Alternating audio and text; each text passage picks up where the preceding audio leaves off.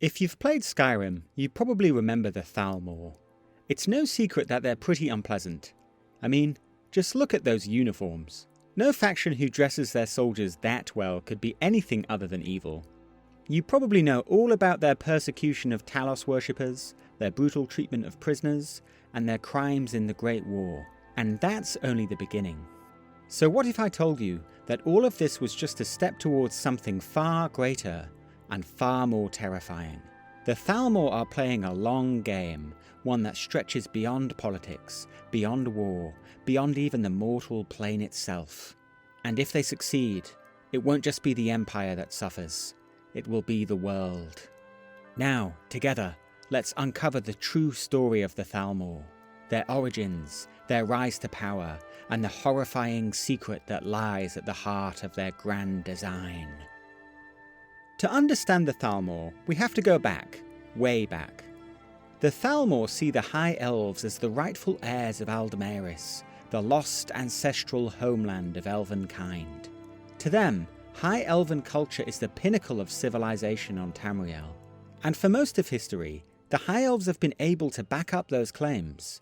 In their new homeland of the Somerset Isles, they built great wonders such as the Crystal Tower, and have always boasted some of the most powerful mages known to have walked on Nirn.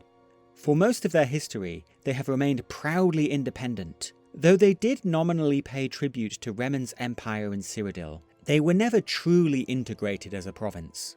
In fact, it seems that the High Elves made this deal to minimise contact with the outside world, rather than out of true submission. During this time, all outsiders apart from a few traders and ambassadors were prohibited from travelling to the Isles. As such, the province remained independent in all but name, maintaining a policy of splendid isolation from the rest of Tamriel. The roots of the Thalmor themselves can be traced back to the fall of the Remen Empire in the Second Era, when Tamriel descended into the chaos of the Interregnum. The High Elves, long withdrawn from the affairs of the mainland, spotted an opportunity. As the Empire fell into chaos, they forged the first Aldmeri Dominion, an alliance meant to reassert elven power in a world that, for centuries, had been dominated by human empires. Yet the Thalmor did not begin as extremists. Originally, they were nothing more than a council within the Somerset government, a group dedicated to preserving Aldmeri heritage. Their mission was to safeguard their people's traditions against foreign influence. Yet, as history has shown time and time again, movements that start with noble intentions can quickly lead down dark paths. Even during this early period, the ideology of the Thalmor already showed worrying signs. Elven supremacy was far from a new concept, especially among the Altmer, who considered themselves to be the purest of all elven kind. Resentment towards men had been simmering among the elves for centuries. The Aelids, once the masters of Cyrodiil, had been overthrown by their human slaves, driven to the edge of extinction. The holdings of the Dureni clan, once the overlords of High Rock, had been reduced to merely the Isle of Balfiera. Even the Bosmer had been dragged into human conflicts after being conquered by Remen's empire. For the Thalmor, each of these losses was proof of one thing, that elven kind had suffered centuries of humiliation, forced into retreat by the lesser races. One Thalmor member during this time expressed the faction's ambitions in the following terms: to eradicate the cancer of human imperialism and establish a Tamriel-wide dominion.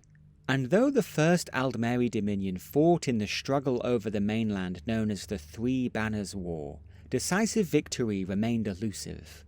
For the moment, the dream of elven hegemony remained just that, nothing more than a dream. In response to this perceived failure, the Thalmor became more and more radical. What began as a political faction became something far more insidious, an ideology built on supremacy. They would not simply preserve their culture, they would restore it by wiping away the stain of human rule. In the late Second Era, the Thalmor would be instrumental in shaping the Second Aldmeri Dominion, which reasserted Altmer control over Valenwood. Officially, they claimed to be protecting their Bosmer brethren, bringing civilization and stability, but in reality, their control over Valenwood was a calculated move, a way to secure their own borders and expand their influence across the mainland. Over time, the Thalmor grew in power, embedding themselves into every level of the Dominion's government. Though this second Dominion might have seemed glorious from the outside, it was built on a cruel foundation, an ideology of racial supremacy.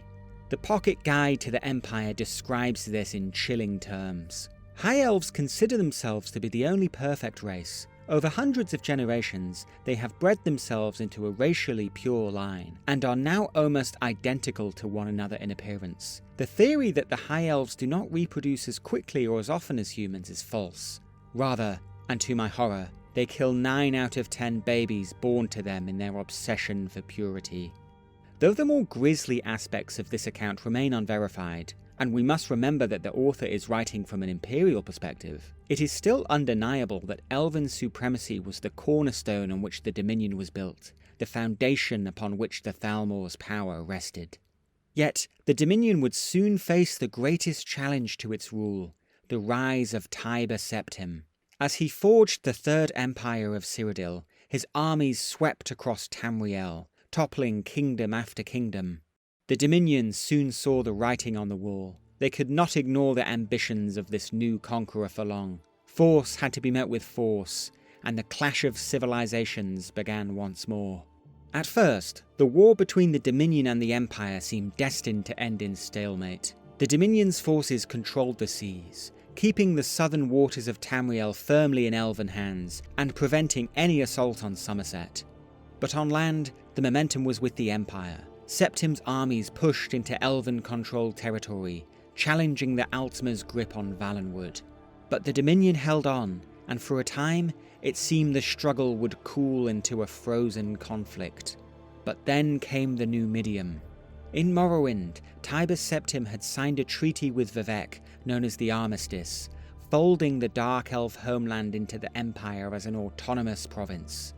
As part of the agreement, Vivec gifted the Emperor a weapon of immense power, the Numidium, a giant walking golem once built by the Dwemer to serve as their new god. Now, the brass giant would serve the Emperor's bidding. Tiber Septim unleashed the brass god upon the Somerset Isles, obliterating all resistance. The details of what happened next are shrouded in mystery, but some claim the devastation was so great that whole cities were wiped from the map. What's clear is that the Dominion had fallen, its forces shattered, its leaders forced into surrender. For the first time in history, the Somerset Isles, once the untouchable homeland of the Altmer, were under the direct occupation of human forces. The Elves had not just lost the war, but also their claim to supremacy over Tamriel's other races. For the Thalmor, this was the ultimate humiliation. The great and noble Altmer, the purest of all elves, had been reduced to mere subjects of a human empire. It was a moment of reckoning, one that would define their ideology for centuries to come. The dream of elven hegemony had been crushed, but the Thalmor would never forget. They would bide their time, waiting for the empire to weaken. And when that moment came, they would be ready. For centuries, the Thalmor lingered in the shadows of Altmer politics, a radical fringe, dismissed as little more than zealots. But history, as it often does, brought opportunity in the form of an emergency. The Oblivion Crisis would shatter the Third Empire, plunging Tamriel into chaos as Mehrunes Dagon's Daedric hordes poured out of Oblivion Gates, laying whole cities to waste. The Empire, weak and overstretched, could do little to protect its provinces. In the wake of the crisis, Somerset was left in ruins. Their greatest wonder, the Crystal Tower, was levelled to the ground by the Daedric hordes. And while the rest of Tamriel struggled to rebuild, the Thalmor seized their chance. They claimed they had been the ones to save the Isles, not the Empire, not Martin Septim, and certainly not the spineless Aldmeri monarchy. It didn't matter if this was true. What mattered was that people believed it. And Altmer society, shaken and desperate for stability, turned to the Thalmor in droves. They believed the promise of a return to strength, a return to purity, a return to the greatness that had been stolen by the Empire. The Thalmor's rise would be swift and merciless. Dissenters who opposed them would be purged without mercy, and their influence soon spread beyond Somerset, manipulating the political turmoil of Tamriel to further their ambitions. By the year 22 of the Fourth Era, the Thalmor had overthrown the Aldmeri monarchy, declaring themselves the true rulers of the Isles. The land would be known as Somerset no more. It was renamed to Alanor, a symbolic rejection of the imperial past. Their control expanded rapidly. By the year 29, Valenwood had fallen under their control, and the Third Aldmeri Dominion was proclaimed, a rising threat to the declining empire. With their power secured, the Thalmor reshaped Alanor into a totalitarian regime. Their rule was absolute, enforced through a vast network of spies, secret police, and justiciars dedicated to rooting out dissent. Those who spoke out against them vanished without a trace. Noble or commoner, scholar or priest, none was safe from their retribution. Fear became the foundation of their power. Even private conversations were dangerous, as informants lurked in every hall and home. Religious oppression became one of their highest priorities. The worship of Talos, the man-god they saw as the ultimate symbol of human arrogance, was outlawed with ruthless efficiency. Shrines were desecrated, worshippers arrested, and those who resisted too loudly were never seen again. Their crackdown on Talos worship was part of a wider campaign which sought to enforce a strict, purist interpretation of elven tradition, crushing anything they deemed corrupted by outside influence. Yet the Thalmor's ambitions would extend far beyond Alanor or even Valenwood. At the start of the Fourth Era, the Empire was shattered, a shell of its former self, and the Dominion saw an opportunity to expand their influence. In the year 42 of the Fourth Era, an event known as the Night of Green Fire sent a chilling message to all who dared oppose them. In the Redguard city of Sentinel, a community of refugee Altmer dissidents found themselves hunted. According to a Legion officer who was stationed in the city, a brutal massacre was carried out in the refugee quarter. Thalmor war mages attacked the refugees in a violent pogrom. By dawn, the district was nothing but ruins, its people incinerated by powerful destruction magic. This purge is just the best known example of a broader campaign of terror. Refugee communities on the Isle of Balfiera were also targeted, and wherever the Thalmor went, those deemed unclean were dealt with without mercy. But their most audacious conquest came not through violence, but through deception. The Khajiiti homeland of Elsewhere had fallen out of the imperial orbit after the Oblivion Crisis, its people beginning to reassert their long-lost independence. But in the year 98 of the Fourth Era, disaster struck. The moons Massa and Secunda vanished from the night sky, beginning a period known as the Void Nights. To the Khajiit, whose culture and biology were tied to the lunar cycle, this was a disaster beyond comprehension. Panic spread across Elsewhere, and in their desperation, the Khajiit turned to the Dominion for answers. Then, the moons suddenly reappeared, as if they had never left at all. The Thalmor declared that they had restored the moons using powerful, ancient sorcery. Whether this was indeed elven magic or simply a coincidence, enough Khajiit believed the Thalmor for Elsewhere to switch loyalties. The Khajiiti kingdoms of Anaquina and Palatine were folded into the Dominion as client states, and in less than 2 years, another province was lost to the Thalmor's grasp. Meanwhile, Valenwood was suffering an even darker fate. Though the Bosmer were supposedly equal partners in the Dominion, they were never truly trusted by the Altmer. The Thalmor viewed the Wood Elves as lesser Mer, wild, unrefined, and tainted by their strange cultural traditions. Over the years, rumours spread of disappearances among the Wood Elves. Some whispered of entire villages being wiped out, their people erased for refusing to conform to Thalmor rule. Others believed that a slow purge was underway, that the Dominion sought to purify Valenwood by exterminating dissenters. The truth remains obscured, but it's clear that the Thalmor see the Bosmer as expendable. The Khajiit, too, find themselves treated as little more than useful tools. While the Thalmor tolerate their existence, they will never be seen as equals. Khajiit who prove valuable, spies, informants, soldiers, are rewarded, but the rest are kept in a state of subjugation. Dominion rule in Elsewhere became increasingly oppressive, and resistance has been swiftly silenced. The Thalmor had reshaped Tamriel's southwest to suit their will, forging a new empire based on the ideology of elven supremacy. But their ambitions did not end there. The true prize still remained: Cyrodiil, the heart of Tamriel itself. Eventually, tensions between the Dominion and the Empire reached a breaking point. In the year 171 of the Fourth Era, the Aldmeri Dominion sent an ambassador to the imperial city in a covered cart, carrying an ultimatum for the new emperor, Titus Mede II. The list of demands was humiliating: crippling tributes, the outlaw of Talos worship, disbandment of the Blades, and the ceding of large sections of Hammerfell to the Dominion. Yet, despite the weakness of the Empire, Titus Mede rejected this ultimatum.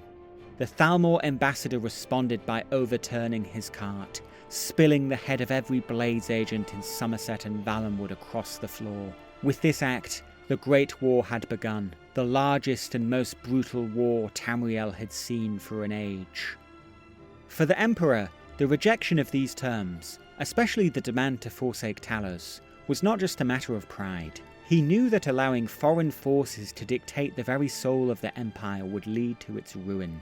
Yet, his legions were ill-prepared to fight a total war against another great power.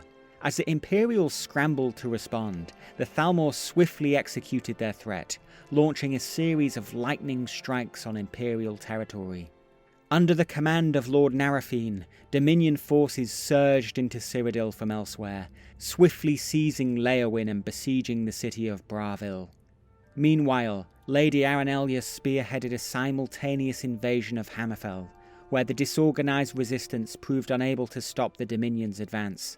The outnumbered Imperial legions, faced with overwhelming force, fell back across the Alakir desert in what became known as the March of Thirst, a grueling retreat which cost many lives. According to Legate Justianus Quintius, the initial Thalmor strategy was likely centered around securing Hammerfell, with their invasion of Cyrodiil aiming to pin down Imperial reinforcements. However, the unexpected speed of Lord Narafine's advance led the Dominion to reassess their goals. The Empire, they believed, was even weaker than anticipated. What began as a distraction turned into an all-out bid to topple the Empire entirely, culminating in the ultimate prize, the Imperial city itself. By the third year of the war, the Dominion had encircled the Imperial city. What followed would be one of the most brutal sieges in Tamriel's history. The Thalmor cut off supply lines, bombarded the city with magical attacks, and launched assaults on all fronts, stretching the Imperial defenders beyond their limits. The walls of the capital, long believed to be impenetrable, were eventually broken. Faced with imminent defeat, the Emperor made the agonizing decision to abandon the city. Gathering what forces remained to him, he broke out and retreated northward into Skyrim, hoping to regroup and mount a counter-offensive. The city fell soon after. The Thalmor sacked it mercilessly. The White Gold Tower was looted, the Imperial Palace put to the torch, and the populace suffered horrific atrocities at the hands of the Dominion. But even in their triumph, the Thalmor had overextended. The Empire's retreat was not the end of the war. It was the beginning of a new phase, a long, grueling fight to reclaim the capital. While Cyrodiil burned, the war in Hammerfell took a different course. The Dominion faced not only Imperial and Redguard forces, but an even more powerful enemy, the desert. The Alakir took its toll on the invaders, and the defenders harried them at every opportunity. General Decianus, the Imperial commander in Hammerfell, orchestrated a brilliant defensive campaign designed to slow the Dominion's advance, while the normally divided Redguards, crowns and forebears alike, united against the common foe. But while Decianus was preparing for a decisive battle at Skaven, word reached him of the Imperial city's fall. Ordered to withdraw his forces back to Cyrodiil, he made a fateful decision, officially discharging many of his troops as wounded, allowing them to stay behind as civilian volunteers. These veterans would go on to bolster the Redguard resistance, and over time, their relentless desert warfare inflicted devastating losses on the Dominion. Though Hammerfell had been largely overrun, the Thalmor found themselves bogged down in an asymmetrical conflict that drained their resources and sapped their momentum. By the war's 4th year, Titus Mede knew that the moment had come for a final decisive strike. Imperial forces had been reinforced by soldiers from Skyrim and the battle-hardened Hammerfell legionaries. Now, the time was ripe to reclaim the capital.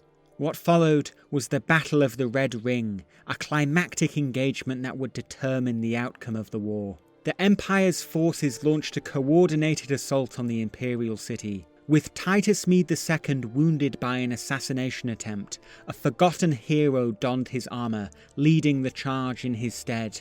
The battle was a vicious, grinding affair. The Thalmor, deeply entrenched, fought tooth and nail to hold their ground. But Imperial determination turned the tide. The city's gates were breached, and the Thalmor forces were gradually overwhelmed. With the battle lost, Lord Narafine made a desperate gambit. He attempted to open an Oblivion Gate to enact the culling of the city, a catastrophic Daedric ritual that would have sealed the capital's fate. But the hero confronted him, and in a battle that would go down in legend, Narafine was defeated, and the White Gold Tower was reclaimed for the Empire. Yet despite this hard-won victory, the Empire was exhausted. Both sides had suffered staggering losses, and neither had the strength to continue the war much longer. Later that year, the White Gold Concordat was signed, officially ending hostilities. The Dominion agreed to withdraw from Cyrodiil, but at a tremendous cost. Among the treaty's most painful conditions was the formal ban on Talos worship, a devastating blow to the cultural identity of many Nords and Imperials. The Blades, the Emperor's longtime protectors, were forcibly disbanded. But perhaps most galling was the ceding of large portions of southern Hammerfell to the Dominion, a concession that many in the Empire saw as a betrayal, especially after the valiant resistance of the Red Guards during the war. So Hammerfell refused to accept the treaty. Unwilling to surrender their homeland, the Red Guards defied the Emperor's decision, choosing to fight on alone. To maintain the fragile peace, Titus Mede formally renounced Hammerfell as an imperial province. What followed was another 5 years of relentless warfare in Hammerfell, as the Red Guards fought the Dominion to a standstill. The High Elves were eventually brought to the negotiating table, and Hammerfell secured its independence with the Second Treaty of Stros Mackay. Some argue that this proves the Empire could have won the war outright had it refused to sign the Concordat, that, if Titus Mede had held firm, a true victory could have been achieved. Whether the combined forces of Hammerfell and the Empire could have sustained the fight remains a matter of debate to this day. But what is undeniable is that the war left the Empire fractured and weakened, its unity shaken by the harsh terms of the peace. And though the fighting had ended, the wounds it left behind would shape the future for years to come. Despite their setback in Hammerfell, the Great War has left the Dominion as the preeminent power in Tamriel. Their grasp reaches far beyond their borders, and even in Skyrim, a land known for its fierce independence, their influence can be felt lurking in the shadows. Whether through open oppression or insidious manipulation, the Thalmor have used Skyrim as a testing ground, rooting out Talos worshippers and stoking conflict between the Empire and the Stormcloaks. The most feared arm of the Thalmor in Skyrim are the Justiciars, the zealous enforcers of the White Gold Concordat. Officially, their task is simple: to ensure compliance with the treaty. But in practice, they act more like a secret police force, hunting down Talos' followers and meting out punishment as they see fit.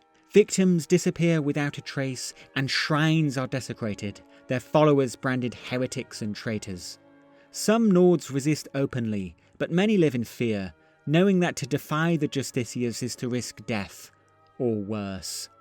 But it is not just Talos worshippers who suffer under the Thalmor's iron fist. Their network of spies and informants extends throughout Skyrim, watching for any who might threaten their long-term plans. The Thalmor's grip is not yet absolute, but their ambition is clear: to divide and conquer. To this end, the Thalmor play both sides in Skyrim's civil war. The conflict between the Empire and the Stormcloaks serves their interests perfectly, bleeding both sides white while preventing the Empire from focusing its strength against them. While the Thalmor officially deny aiding either side, captured documents tell a different story. A secret dossier reveals that the Thalmor consider Ulfric's Stormcloak to be an asset, serving their ends by prolonging the civil war. During the Great War, Ulfric was captured by the Thalmor and held in the dungeons of the Dominion. There, he was tortured and told an insidious lie, that the information he had given up under duress had led to the capture of the Imperial City. This devastated Ulfric, leaving him a broken man. He was allowed to escape, returning to Skyrim as a vengeful figure, feeling abandoned by the Empire that he pledged his life to. Some believe that the Thalmor played a direct role in inciting Ulfric's rebellion, while others see Ulfric as simply too proud or short-sighted to see how his war benefits his true enemies. Whatever the truth, the outcome remains the same. Skyrim burns while the Thalmor watch, waiting for their moment to strike. The Thalmor's plans in Skyrim go beyond simple manipulation. They are a taste of what is to come for the rest of Tamriel. It is a testing ground for the Dominion's ultimate ambition, the complete and total subjugation of the continent. For now, the war wages on, and the Thalmor lurk behind the scenes. But make no mistake, when the time is right, they will step out of the shadows. And if Skyrim falls, the rest of Tamriel will surely follow. But the domination of Tamriel is not the Thalmor's ultimate ambition, it's merely a means to an end. To truly understand the Thalmor's ideology and motivation, we have to go back in time, to the creation of the world itself. The book, The Monomyth, explains the fundamental difference in philosophy between humans and elves. The schism in the human Aldmeri worldview is the mortal's relationship to the divine. Humans take the humble path, that they were created by the immortal forces, while the Aldmer claim descent from them. It doesn't seem like much, but it is a distinction that colours the rest of their diverging mythologies. This difference is most apparent in each culture's view of Lorcan, the missing god who created the mortal plane.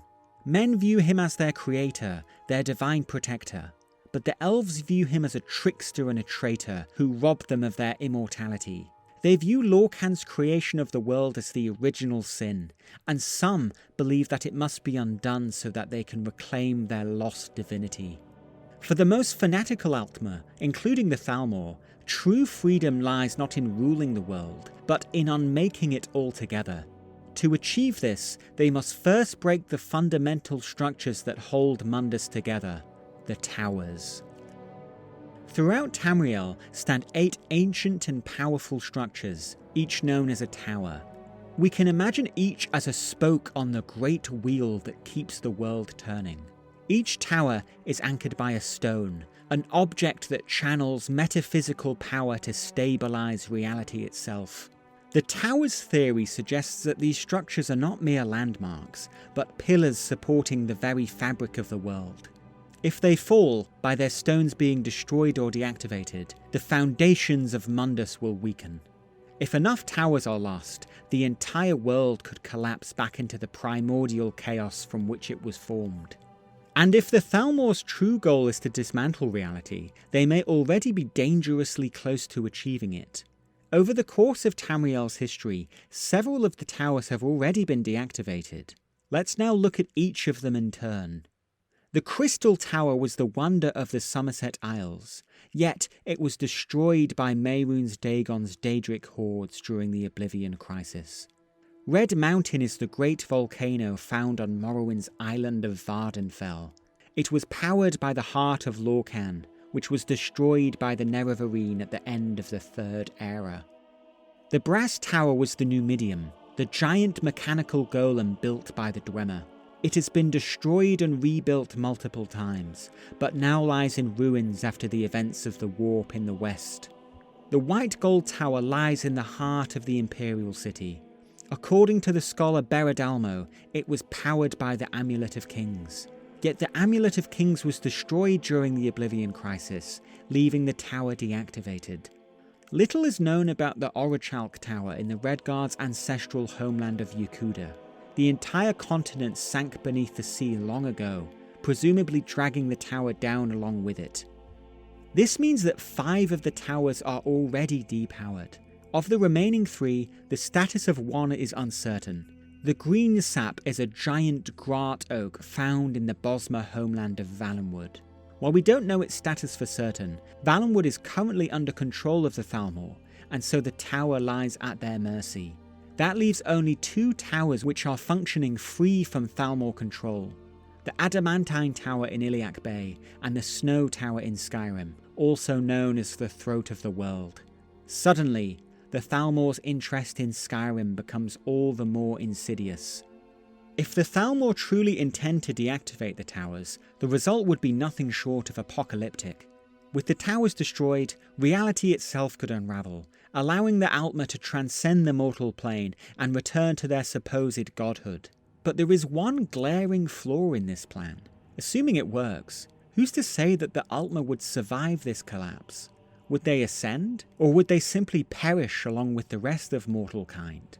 We can look to history for another example of a mortal people with godlike ambitions. The Dwemer sought to transcend mortality with the heart of Lorcan, but seem to have only succeeded in blinking themselves out of existence. Who's to say that the Thalmor's master plan may not have similar unforeseen consequences? Whether or not the Tower's theory is true remains a matter of contentious debate, but one thing is clear.